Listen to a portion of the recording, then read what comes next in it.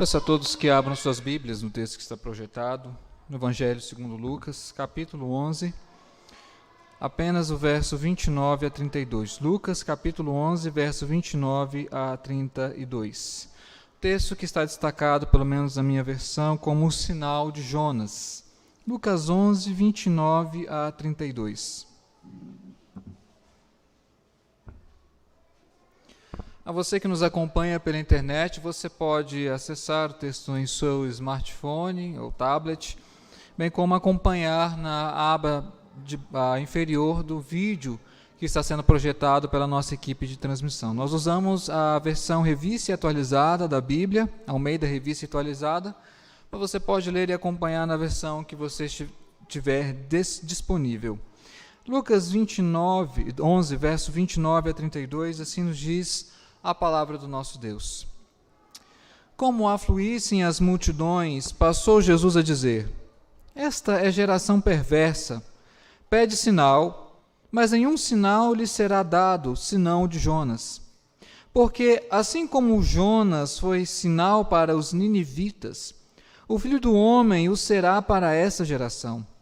A rainha do sul se levantará no juízo com os homens dessa geração e os condenará, porque veio dos confins da terra para ouvir a sabedoria de Salomão, e eis aqui quem é maior do que Salomão. Ninivitas se levantarão no juízo com esta geração e a condenarão, porque se arrependeram com a pregação de Jonas. E eis aqui está quem é maior do que Jonas. Vamos orar, pedindo a Deus graça e iluminação do Espírito para a compreensão deste texto da Sagrada Escritura. Oremos. Deus bendito, nos abençoe, Pai, agora, quando ouvirmos a Tua voz por meio da Tua palavra, exposta, pregada, anunciada. Dá-nos, ó Deus, o privilégio de ouvirmos e colocarmos a Tua palavra em prática, seguirmos os Teus mandamentos, andarmos segundo a vontade do Senhor. Por isso precisamos e carecemos, ó Deus, da iluminação, da instrução que a Bíblia Sagrada nos traz.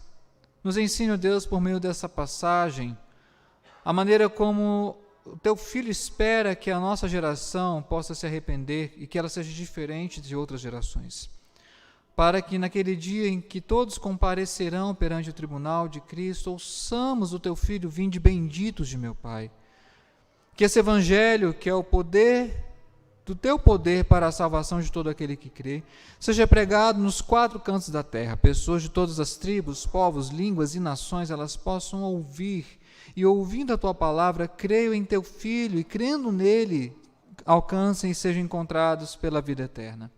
Por isso, Deus, abençoa a Tua igreja que está presente aqui nessa noite, aqueles que nos assistem pela internet, aqueles que verão esse vídeo depois, para que a Tua palavra alcance seus corações. É a nossa oração em nome de Jesus. Amém. Amém. Há algumas semanas eu estava lendo um livro sobre a adolescência. Não é um livro recente, é um livro chamado O que é Adolescência? É um livro da década de 90, o autor dele chama-se Daniel Becker, e o livro começa falando de uma reportagem da revista Veja da década de 80, que fez uma entrevista com um número X de adolescentes, para tentar traçar o perfil daquela geração de adolescentes. E aí a matéria da revista, de alguma maneira, falou que os adolescentes, aquela geração de adolescentes, era uma geração meio que revoltada, meio que em conflito, em crise com os valores que eles herdaram de seus pais. E o livro, por sinal, quem é pai de adolescente, quem quer estudar um pouco sobre a adolescência, mesmo o livro não sendo atualizado ou atual, é bem importante para compreender esse fenômeno que apavora pais, que traz muito desgaste, muitas inquietações e noites sem dormir. É um livreto de cerca de 100 páginas que trata muito bem dessa adolescência. Mas o problema dessa reportagem, a crítica que o livro faz, é o problema de colocar toda a geração, aquela geração da década de 80 dos adolescentes, como se fosse uma coisa só, como se fosse uma grande massa e todos eles, de alguma maneira, eram revoltados. E o que o livro vai mostrar é que mesmo no meio de uma geração em que existiam adolescentes em conflito, em crise com os valores, as tradições que eles aprenderam de seus pais, Existiam aqueles que, na verdade, eles conseguiam superar e romper com esses paradigmas, ou com esse grande paradigma de uma geração revoltada, e, na verdade, conseguiam passar muito bem por essa fase que não é fácil. E se fôssemos, de repente, fazer uma sondagem hoje, quais seriam as características da nossa geração? Da geração atual? Será que poderíamos colocar toda a geração num pacote só e dizer que todos, então, essa geração é uma geração perdida? Porque geralmente essa é a nossa tendência quando olhamos para trás. As gerações passadas, elas eram melhores, elas eram mais obedientes, mais submissas. A geração de hoje está pervertida, perdida, não sabem o que querem. Mas será que essa é uma avaliação correta? Será que é dessa maneira que Cristo espera que olhemos para as pessoas e as vejamos assim? Este texto, ele responde alguma dessas perguntas. É um texto difícil, é um texto duro, aparentemente apenas negativo, apenas em contornos assim de condenação, mas eu queria mostrar um aspecto um pouco mais leve, mas não diria otimista, mas que pode guiar a sua vida e a minha vida de maneira a vivermos como Cristo quer, sem que eu e você carregamos uma carga, um peso, sem necessidade, um peso exagerado, um peso que não faz sentido à luz da palavra de Deus. Para entendermos bem essa passagem, a gente tem que olhar o que vem antes. Nos três versículos anteriores, ou dois, melhor dizendo, verso 27 e verso 28, uma mulher, nós não sabemos o nome dela, no meio de uma multidão exclamou, verso 27, bem-aventurada aquela que te concebeu e os seios que te amamentaram. E a resposta de Cristo no verso 28 parece um pouco dura, um pouco abrupta, para alguns até mesmo grosseira. Ele respondeu, antes bem-aventurados são os que ouvem a palavra de Deus e aguardam. Não que Cristo estava sendo mal educado com essa mulher, com a exclamação dela, mas o que ele quer mostrar é o que seria principal, o mais importante. Dentro de uma grande multidão, dentro de milhares de pessoas que seguiam a Cristo, o que ele queria que fosse tido como o mais essencial da vida. E no verso 28 já começamos a ter essa resposta, aqueles que ouvem a palavra e aguardam. E é à luz disso, então, que Cristo avalia a sua própria geração, o seu próprio tempo. E talvez esse seja um dos exercícios mais difíceis, olhar para a nossa realidade, olhar para a nossa sociedade, olhar para a nossa volta e conseguir, à luz da palavra de Deus, ter clareza nessa visão, para nem sermos pessimistas demais e dizermos essa geração está perdida, não há o que fazer, mas também para não sermos otimistas e acharmos que está tudo muito bem e que a geração de hoje é uma geração extremamente agradável, que não enfrenta problemas, que não tem contradições e que é de fácil convivência. Para nós termos uma visão equilibrada, o critério estabelecido por Cristo para avaliarmos uma geração, o nosso tempo, é a medida que as pessoas ouvem e aplicam a palavra de Deus. Não é se nós achamos que essas pessoas são mais revoltadas, estão em crise, não têm sentido na vida, mas a questão é em que medida elas são capazes e habilitadas a ouvirem a palavra de Deus com atenção e, ouvindo essa palavra, colocar em prática. E talvez não sei o que você acha, seja um dos nossos maiores desafios, comparecermos ante a presença do nosso Deus no domingo, mas de alguma maneira sabermos o que fazer ao longo da semana, pois nós sabemos que dispersados depois do culto, eu e você enfrentaremos desafios e questões particulares. Existem problemas que nós não sabemos, mas teremos que lidar com ele talvez amanhã ou depois de amanhã. A questão é, o que Deus espera que eu e você façamos ao ouvirmos essa palavra de Cristo e ao lidarmos com os desafios que estão à nossa frente? Para tentar responder isso, eu quero explicar este texto. Um texto, como eu disse, aparentemente duro, mas que por meio de dois exemplos que Cristo aqui dá, nós vemos que é possível que uma geração, mesmo em momento de afastamento de Deus, ela se voltar para o nosso Senhor. E não apenas isso, servir de exemplo para as gerações seguintes. No verso 29, então, Cristo fala, o texto diz que as multidões afluíam. E nesses momentos em que as multidões se reuniam à volta de Cristo, são ocasiões em que Cristo usa para ensinar, para deixar claro qual é o ensino do reino. Às vezes ele faz isso de maneira aparentemente mais dócil, mais amável, e em outras ocasiões como essa, ele faz de forma mais dura. Mas o propósito de Cristo é trazer para essas multidões a correta visão. Nem a visão pessimista nem otimista, mas a visão real de como essa geração se encontrava. E no caso da geração de Cristo, a situação não era muito favorável. Veja bem o verso 29. Esta é geração perversa, pede sinal, mas nenhum sinal lhe será dado, senão o de Jonas. Qual é a crítica ou a avaliação de Cristo sobre a sua própria geração, a geração da Palestina no século I, que talvez nos ajude a entender a geração de hoje? Primeiro, era uma geração religiosa, e disso não há dúvidas. Quando Cristo fala que eles pediam um sinal, era um hábito dos judeus, eles tinham isso na sua cultura religiosa, que eles queriam sinais.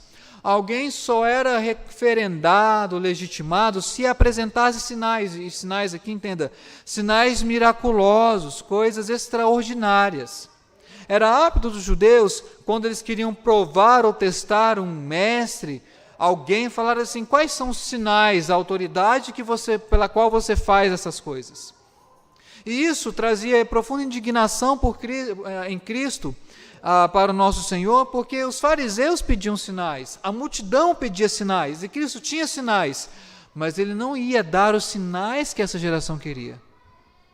Era uma geração religiosa, mas de uma religiosidade cega.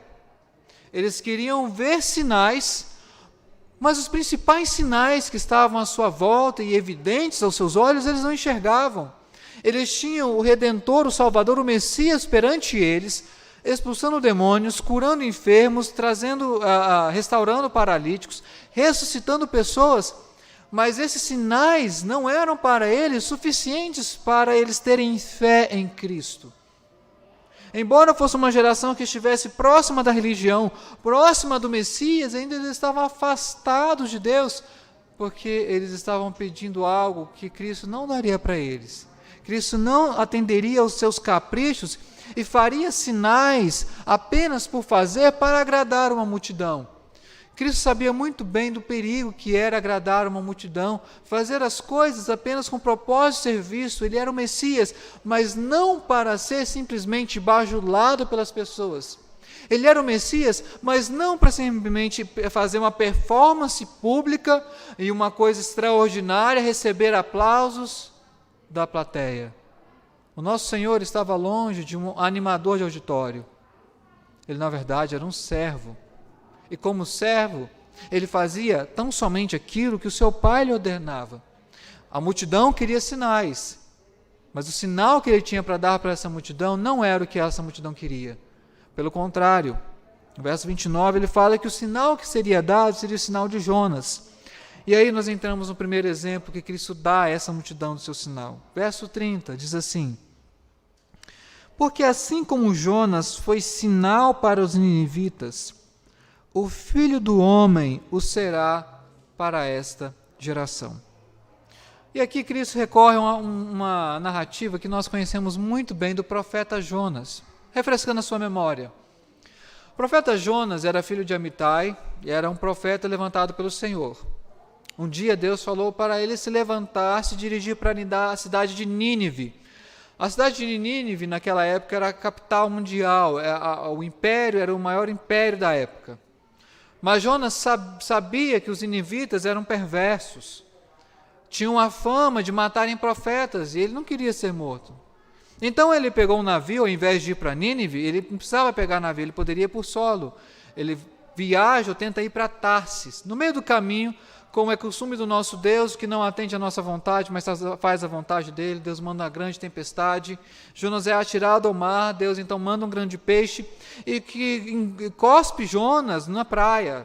O que o pessoal pensa é que, após Jonas ser cuspido, a cair na praia, é que ele estava na cidade de Nínive. Não, ele tinha que andar mais 400, 500 quilômetros para cumprir a sua tarefa. Mas ele tinha que chegar para aquela população. algo extraordinário aconteceu. Jonas pregou uma mensagem muito simples para a época. Em 40 dias, Nínive será subvertida. Se um pregador pregasse isso hoje, a gente falava, coitado, não vai ter nada, conversão nenhuma, pregou tão pouco. Mas Deus trouxe um quebrantamento para aquela cidade que tinha mais de 200 mil pessoas. E eles se arrependeram. Quando Cristo então fala que o sinal que ele tem que dar é o sinal de Jonas, está clara a referência aqui. Assim como Jonas passou 3 dias no ventre de um peixe, o Filho do Homem, durante 3 dias ele estaria morto e ressurgiria. O sinal que ele tinha que para dar, e o mais importante, o suficiente de todos, era dar a sua própria vida e a sua ressurreição. Enquanto as pessoas estavam procurando sinais e outros milagres, o maior milagre, o maior sinal, era ver o Messias morto na cruz e ao 3º dia ressurgir. E que isso deveria ser suficiente para a salvação. As pessoas tinham que crer nesse sinal. Elas não precisavam crer em muitos outros sinais, mas nesse sim. Infelizmente, talvez a nossa geração é uma geração que ainda está procurando sinais. Não a semelhança, talvez, à geração de Cristo, mas pessoas que procuram sinais. Há muitas pessoas que acham que um culto, se não tiver um milagre, não foi culto abençoado. Que se um pastor ele nunca expulsou o demônio na trajetória pastoral dele, tem alguma coisa errada, ele não é tão pastor. Mas a pergunta é, que sinal eu e você temos que oferecer para essa geração, a nossa geração? O sinal que é suficiente do nosso Redentor morto na cruz. Se nós não temos a capacidade de olhar para o Redentor na cruz e crer nele, nenhum outro sinal convence o pecador. Nenhum outro sinal. O sinal único e verdadeiro é de um servo sofredor derramando seu sangue na cruz por pecadores.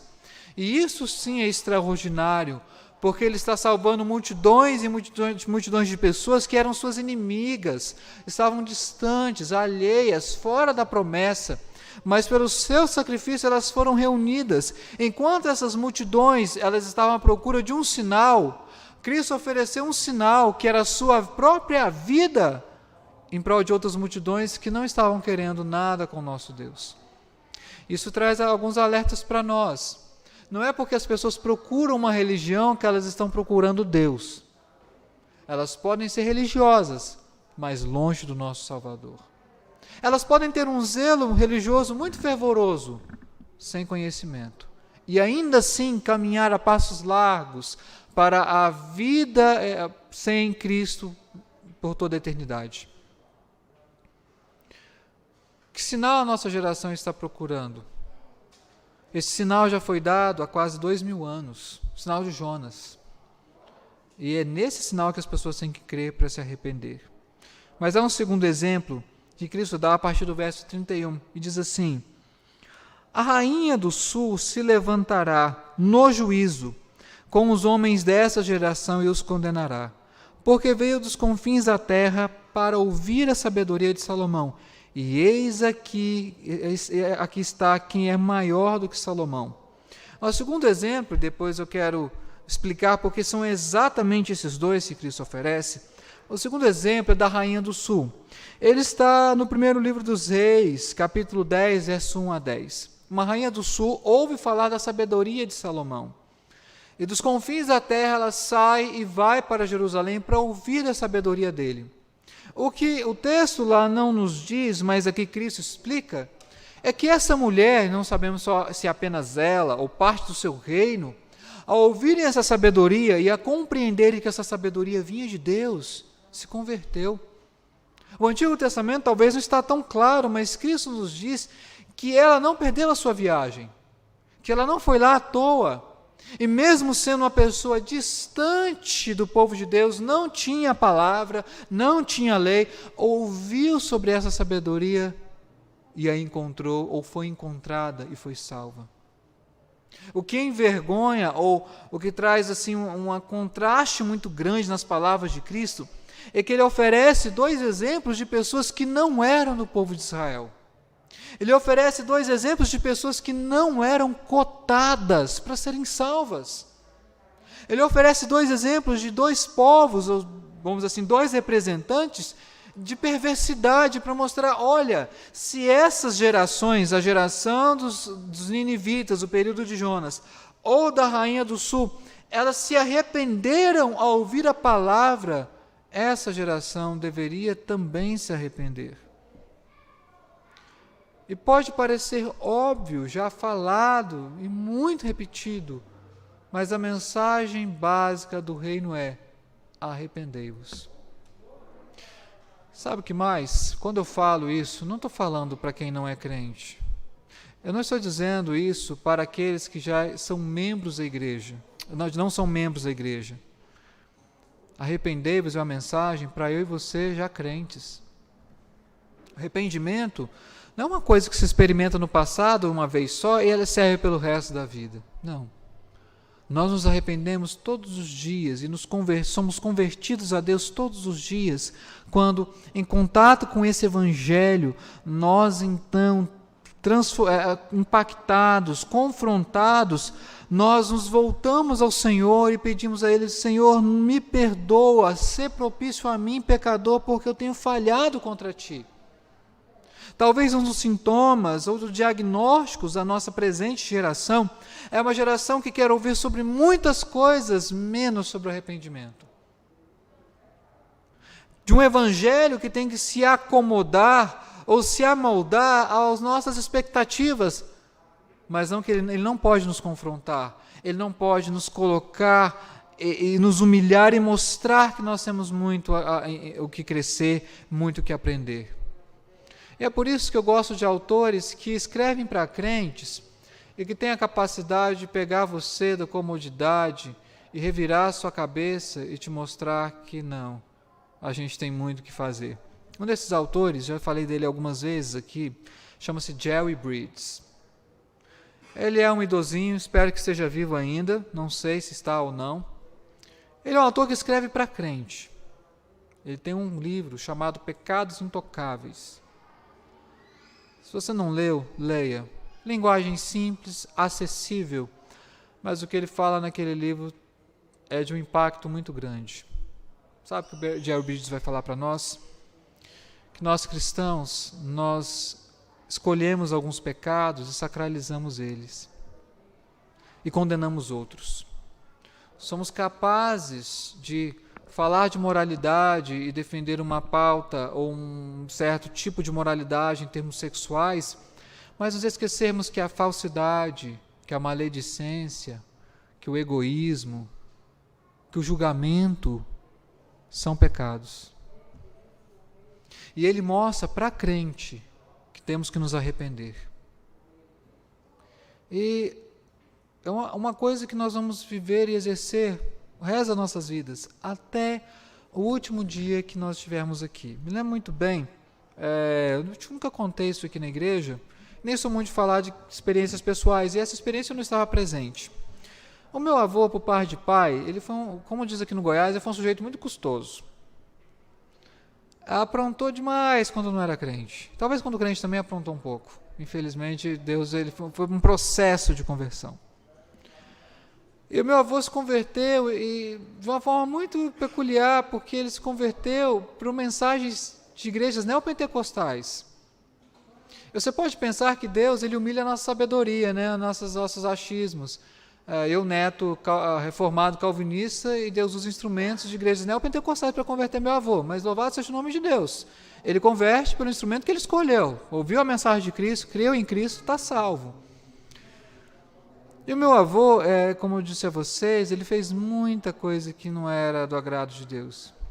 Mesmo após anos da sua conversão, uma semana antes do seu falecimento, do nada, ele estava em casa, isso quem contou foram as minhas tias que testemunharam. Ele estava em casa e do nada ergueu os olhos aos céus e falou: Pai, perdoa todos os pecados que eu cometi na minha vida. Não sei porquê, naquele momento, claro, uma ação do Espírito. Mas foi muito bom ouvir isso, porque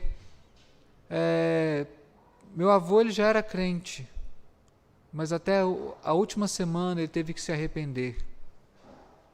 Portanto, O que o texto mostra para nós é que mesmo as gerações mais perversas, elas podem ser salvas e se arrependerem.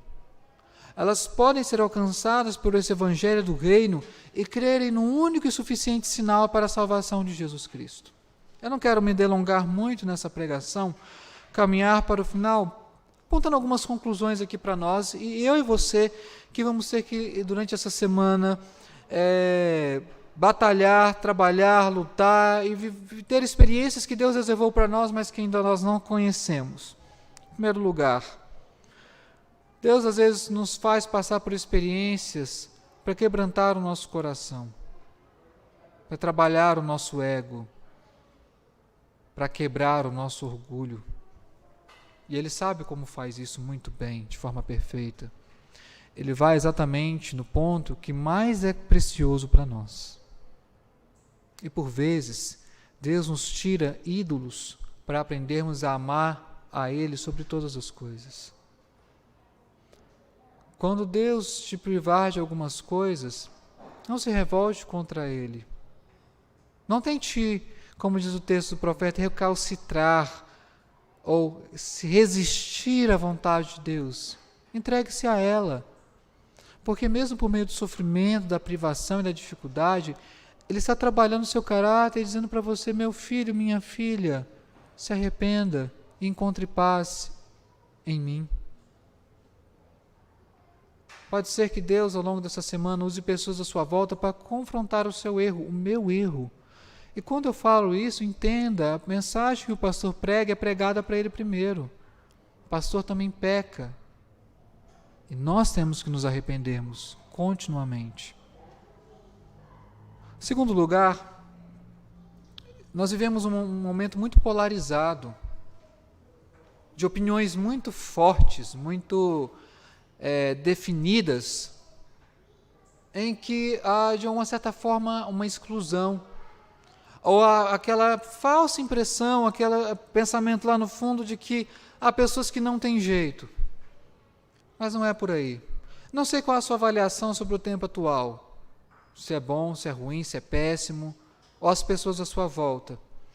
Mas eu queria dizer para você, meu irmão, minha irmã, não há ninguém tão resistente que Deus não possa salvar por meio do Evangelho. Qualquer geração, ela pode ser alvo da graça de Deus. E Deus já fez isso várias vezes na história, de uma maneira extraordinária. Você já ouviu falar, no país de Gales, no início do século XX, houve um grande avivamento, um grande quebrantamento.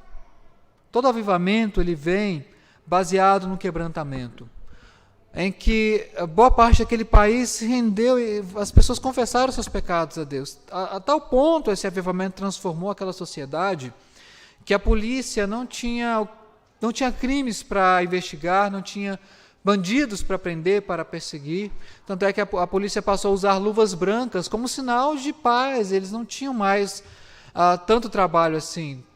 Uma geração que, talvez alguns anos antes, alguns falariam, essa geração agora ela está perdida. E Deus não é algo extraordinário, no movimento que apenas Ele é capaz de fazer, Ele trouxe o profundo quebrantamento. E essa tem que ser a nossa geração pelo nosso país. Ao invés de gastarmos, às vezes, energia e tempo tentando convencer as pessoas de opiniões políticas ou de outras opiniões, que as pessoas já têm bastante convicção disso, a gente teria que gastar tempo e energia para falar delas, para crerem em Cristo, no sinal de Cristo. Porque independente dessas opiniões, elas podem ser transformadas a partir do momento que essa pessoa ela crê em Jesus Cristo. Às vezes eu vejo que os cristãos estão no caminho inverso. Querem converter as pessoas em termos da pauta moral, querem converter as pessoas em termos da opinião política delas, mas não estão preocupados com a eternidade dessas pessoas. Se elas vão passar a eternidade ou não ao lado de Cristo. Se naquele dia do grande juízo elas vão ouvir de Cristo, vinde benditos de meu Pai. Talvez o diagnóstico, o sintoma, é por vivermos um país dito cristão, acharmos que não é necessário evangelizar, falar de Cristo para as pessoas.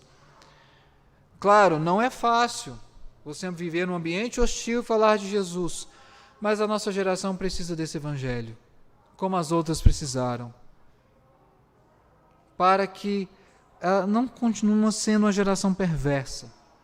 Se os ninivitas se arrependeram, se a rainha do sul se arrependeu, Deus pode converter aquele seu colega de trabalho que é endurecido, que é resistente. Deus pode transformar a vida daquela pessoa pela qual você tem orado pela conversão dela. E nós temos que resgatar exatamente essa convicção e essa esperança de que o Evangelho é o poder de Deus. E por isso ele tem que ser pregado em todos os lugares, a todas as pessoas. Se as gerações, como a dos ninivitas, a geração deles, se converteu, a nossa também pode se converter. Mas, em terceiro e último lugar, queria falar um pouco sobre o nosso papel, ou nossa perspectiva como igreja, à luz desse desafio que a palavra de Deus nos coloca. Não digo você individualmente, aquilo que você tem que fazer nos ambientes em que você convive, mas nós como igreja temos vários desafios. O primeiro deles é sermos acolhedores num contexto em que há muita polarização e tendemos a perder o caráter de receptividade. Deixarmos de julgar as pessoas pelas suas defesas e amá-las como ao nosso próximo. Procurar acolher antes de julgar, conhecer antes de criticar. Pois as pessoas hoje, ainda mais nessa pandemia, elas estão carentes, não de uma pessoa a mais para discutir questões supérfluas, mas elas estão precisando de acolhimento. A igreja precisa ser acolhedora para que esse evangelho também ele seja ouvido e seja legitimado para com as pessoas. Ele é a verdade, mas a questão é que muitos cristãos atrapalham o evangelho quando elas não vivem de acordo com o evangelho de Cristo. Além disso, como igreja, temos um desafio, porque para a geração de Cristo, Cristo falou para eles que o sinal seria dado, não o que eles queriam, mas aquilo que era necessário. E aqui é um elemento que a igreja precisa compreender, ao mesmo tempo que ela tem que ser acolhedora, receptiva e amável, nós não podemos nos conformar ao mundo. A amizade do mundo é inimizade contra Deus, e esse é um equilíbrio muito difícil. Em outras palavras, o que Cristo diz para a sua geração é: vocês têm que ser, uma palavra que a gente usa modernamente, contraculturais. Se a cultura ela está ditando um caminho, o cristianismo está na contramão, ele vai por outra direção. Porque ele não simplesmente se acomoda àquilo que é a tendência, àquilo que é moda, àquilo que faz mais sucesso, que agrada mais os ouvidos. O cristianismo é a pregação daquilo que é verdadeiro, independentemente se as pessoas querem ouvir ou não. Como o C.S. Lewis gostava de...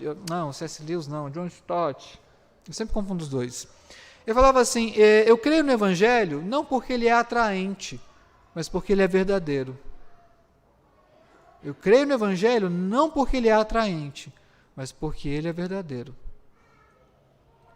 A igreja, ela tem que ser um contraste em relação à sua própria geração. Mas vamos admitir aqui, está difícil, não? Eu falo para você, e aqui eu expresso e abro meu coração. Quando eu vou lidar com pessoas em várias áreas, a pessoa já se apresenta como crente, eu confesso que lá no fundo eu fico assim já com receio, porque a gente se decepciona tanto com as pessoas que falam que são crentes, mas agem como se não fossem. Dizem crer em Deus, mas negam esse Deus nas suas ações. E, na verdade, vivem como as outras pessoas, não fazem diferença alguma. Cristãos que, se eles se ausentassem do trabalho, se ausentassem de suas casas, seus ambientes, ninguém sentiria falta. Você já encontrou pessoas crentes assim? Que se elas simplesmente partissem desse mundo, ninguém notaria, na verdade, alguns até achariam bom, porque agora o ambiente está mais livre, mais leve, porque não tem aquela pessoa. O chamado é para nós cristãos entendermos a nossa importância e o momento. Essa geração, não a próxima, porque a nossa geração ela precisa de uma igreja que consegue ter um equilíbrio entre ser amorosa, ser acolhedora e ao mesmo tempo apresentar a verdade em sua inteireza. Uma igreja que consegue ao mesmo tempo entender o contexto e atender as pessoas nas suas variadas necessidades, sem se comprometer com aquilo que é errado, sem se deixar levar por aquilo que é mais agradável, pelo que é tendência, porque tendência e moda vem e vai, oscila, a gente não pode cair nessa conversa.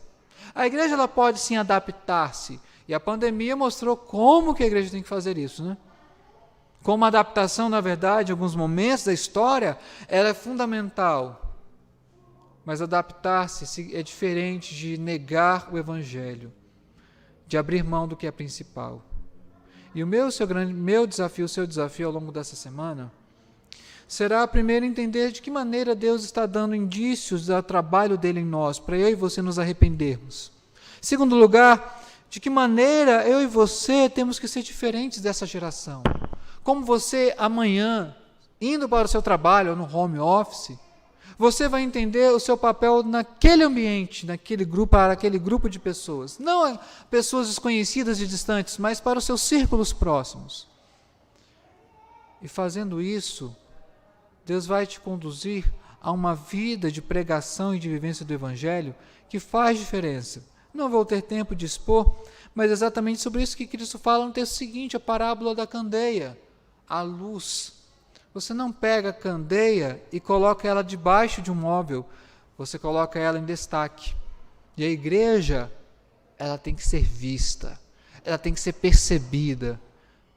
E as pessoas, mesmo não concordando com o nosso ponto de vista, elas têm que ver em nós e pensar, ali tem um cristão.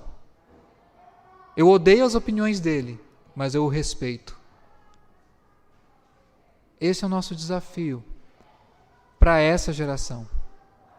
E não é à toa, meus irmãos, que Deus nos colocou onde nós estamos. Hoje a gente pode falar, é tão bom, né? No Jardim Goiás. Não nos enganemos, independentemente da classe social, as pessoas estão carentes do Evangelho.